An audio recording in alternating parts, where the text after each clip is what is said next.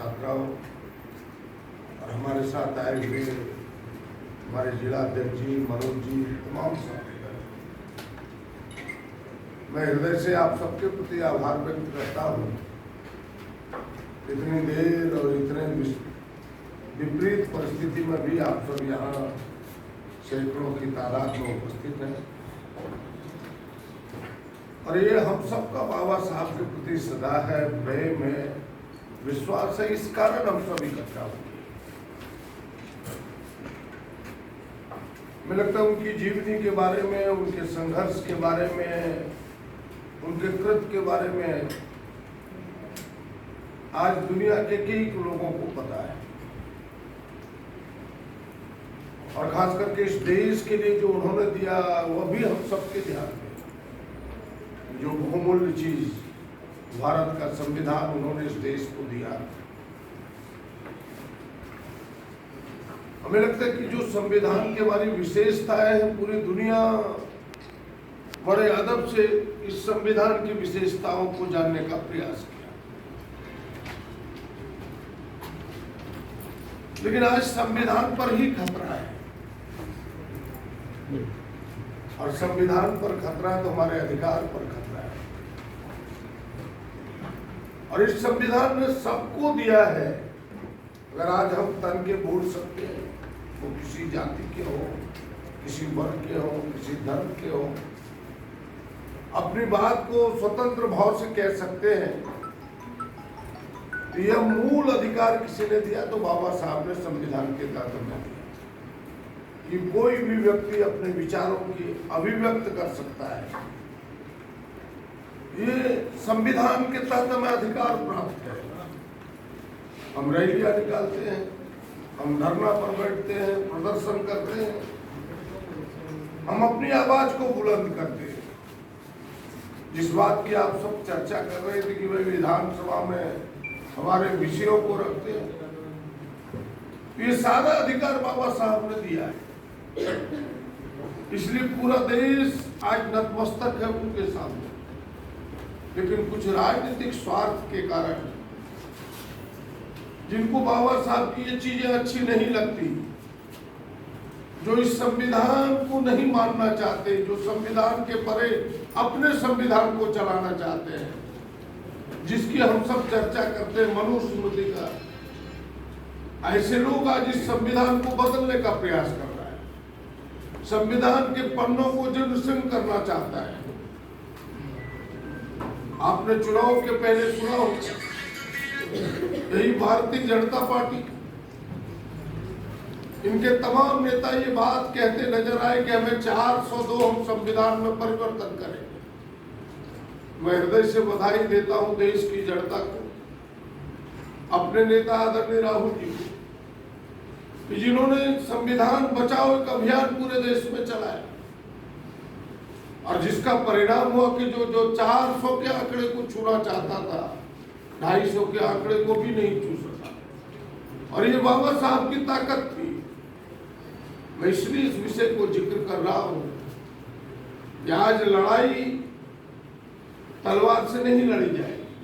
आज लड़ाई तीर धनुष से, भाले बर्छे से, लाठी से नहीं लड़ी जाएगी।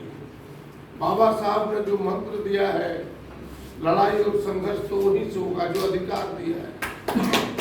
और जो लड़ाई का है, वोट की लड़ाई है। आज बाबा साहब ने जो हमें वोट दिया है, अधिकार दिया है, चाहे राजा हो, रंग हो, चाहे ऊंची जाति को हो, चाहे नीचे पौधान के लोग हो, सबके वोट का अधिकार उन्होंने दिया है।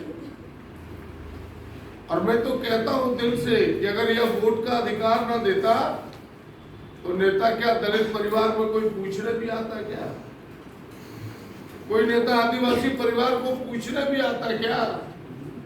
ये तो बाबा साहब ने आपको अधिकार दे दिया, तो उनकी मजबूरी है कि आपके चौखट पर आके आपसे वोट मांगने आता है और कहता है ना आपके काम भी हम करेंगे।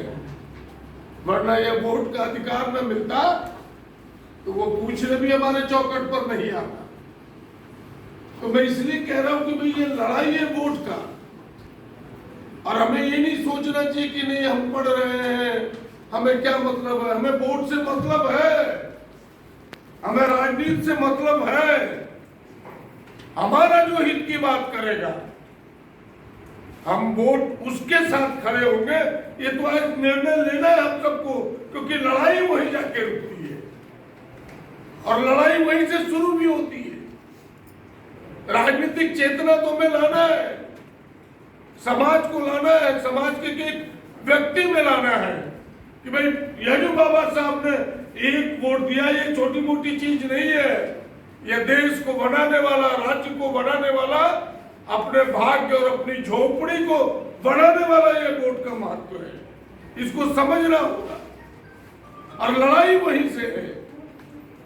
तो जो मैं बात आपसे कह रहा था कि भाई यह जो बाबा साहब ने मंत्र दिया कि शिक्षित बनो, संगठित हो, संघर्ष करो, तो भाई अपने हक और अधिकार का संघर्ष का परिणाम तब मिलेगा जब हम वोट का उपयोग करेंगे, सदुपयोग करेंगे, सही जगह पर देंगे।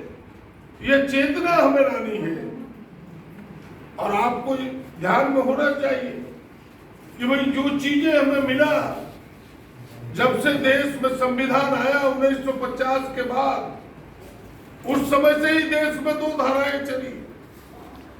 एक धारा था संविधान को मजबूत करने वाला। जब संविधान पेश कर रहे थे, बाबा साहब ने कहा कि भाई राजनीतिक दलों में मैं खास करके कांग्रेस का बड़े अदब से स्वीकार करता हूं कि अगर यह अधिकार कांग्रेस हमें ना देती तो हम संविधान देश को पेश न कर पाते। और सच में बाबा साहब ने बड़ी मेहनत और मशक्कत से यह संविधान हम सबको दिया और उसके तहत जो अधिकार दिए आप सबको जानना चाहिए कि यह जो आरक्षण का अधिकार है 1951 में मद्रास, उसमें मद्रास की सरकार ने वहां के मेडिकल कॉलेज और इंजीनियरिंग कॉलेज में दलितों को, पिछड़ों को, आदिवासियों को आरक्षण दिया। 1951 में सुप्रीम कोर्ट ने खारिज कर दिया क्योंकि कुछ चीजें छूट गई थी बाबा साहब से। फिर बाबा साहब के इनिशिएटिव बाबा साहब ने लिया, कांग्रेस ने स्वीकार करते हुए देश में संविधान में पहला संशोधन किया। अगर आप संविधान के धारा 15(4) को देखेंगे तो वह पहला संशोधन है। बाबा साहब के विचारों को और हम मजबूत करें। और फिर यह जो आज हमें आरक्षण का प्रावधान है नौकरियों में, हायर एजुकेशन में, ये सारा बाबा साहब का देन है। इसलिए हम कहते हैं कि हमें राजनीतिक रूप से हमें चेतना होगा, हमें ये समझना होगा कि कौन हमारे हितकारी है। वरना फिर हम कुछ लोग ऐसे बैठे हैं राजनीतिक सत्ता में जो हमें मनुस्मृति की ओर ले जाना चाहता है। और मनुस्मृति क्या है, आप जरा पढ़े उसे जरूर। बिल्कुल स्पष्ट है कि भाई हम जैसे लोगों को, दलितों को, पिछड़ों को, आदिवासियों को पढ़ने से भी वंचित करता है कि आप पढ़ नहीं सकते। और उसमें तो यहां तक कहा है कि पढ़ तो नहीं सकता दलित, पिछड़ा, आदिवासी, लेकिन कोई अगड़ी जाति ब्राह्मण अगर उसे पढ़ाएगा भी तो वो भी नरक का भागी होगा। पढ़ने वाला तो नरक में जाएगा ही, पढ़ाने वाला भी नरक में जाएगा। तो क्या आप उस मनुस्मृति की ओर जाना चाहते हैं?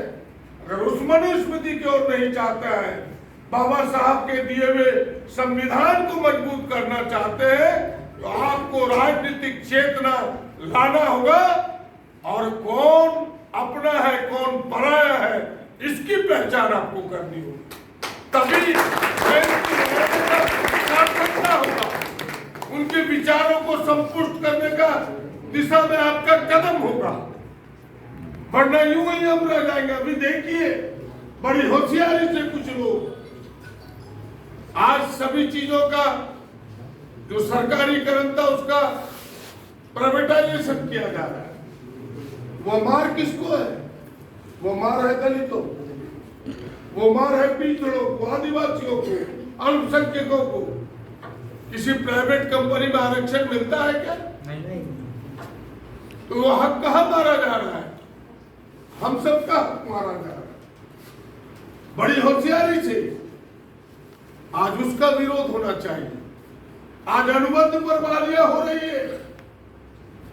आज रखे जा रहे हैं आउटसोर्स के माध्यम से आपके रेवेन्यू ऑफिस में, स्वास्थ्य विभाग में। क्या वहां आरक्षण के प्रावधान है क्या? कोई ड्राइवर रखा जाता है आउटसोर्सिंग के माध्यम से, वहां भी आउटसोर्सिंग में भी कोई रिजर्वेशन नहीं है। ये बाबा साहब के नियमों को ताक पर रख करके एक समानांतर व्यवस्था खड़ी की गई है।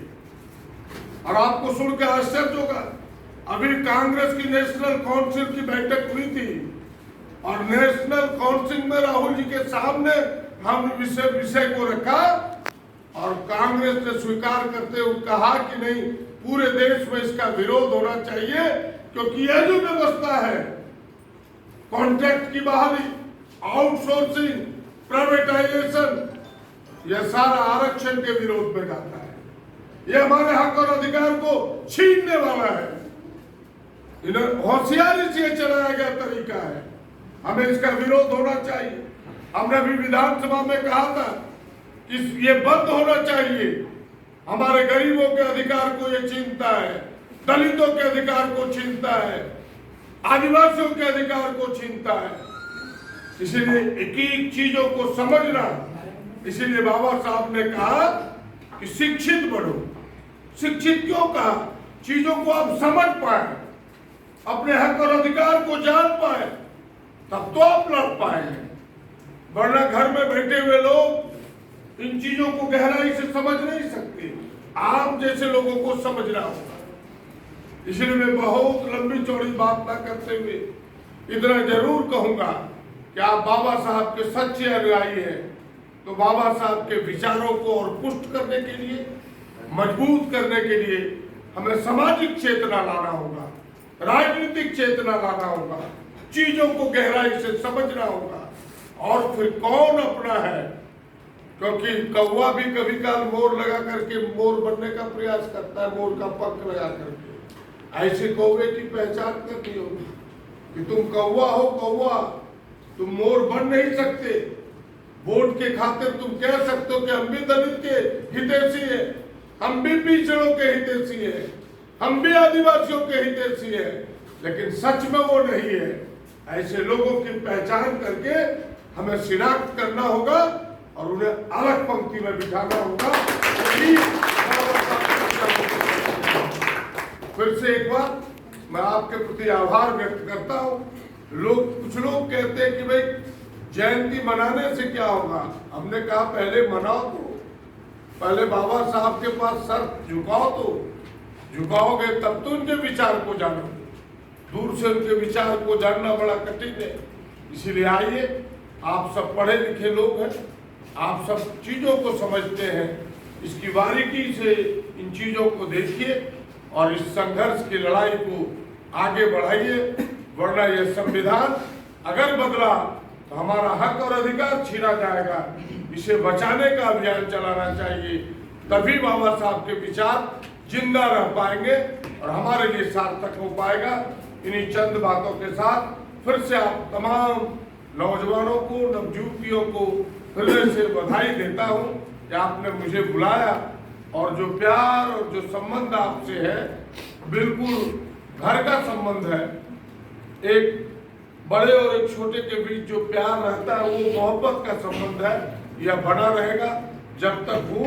जो भी मेरी जरूरत होगी प्रयास करूंगा। इन्हीं चंद बातों के साथ धन्यवाद। मेरे साथ केवल नारा लगाइए।